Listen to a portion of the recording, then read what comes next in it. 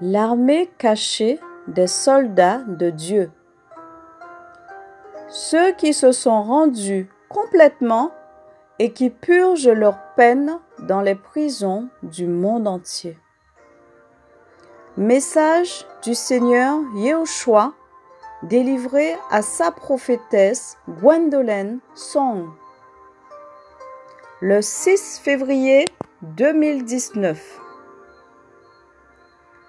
Quand je me suis levée tôt pour prier ce matin, le Seigneur Jésus-Christ a commencé à parler à mon cœur de son armée très spéciale de fin des temps, des soldats qui purgent actuellement leur peine dans le système carcéral.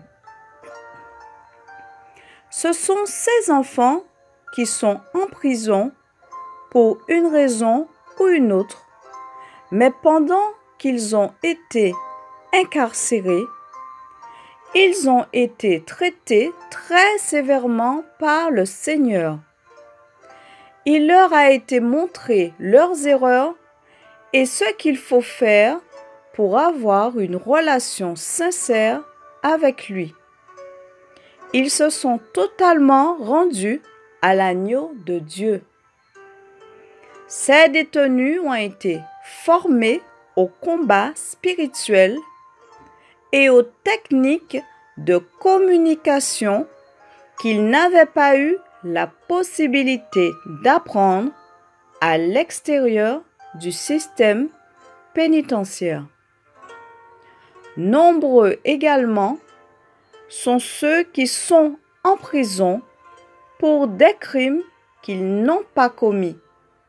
Et l'Éternel les a également élevés dans les rangs de sa puissante armée en les entraînant intensément pendant leur séjour.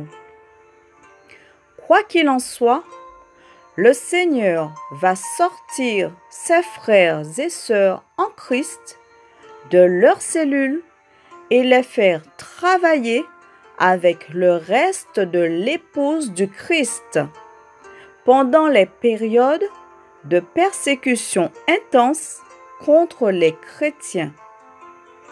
Et parce que leur foi a déjà été mise à l'épreuve par leur emprisonnement et en raison de leur connaissance accrue de la parole, ils seront de très efficaces fantassins dans l'armée de l'Éternel.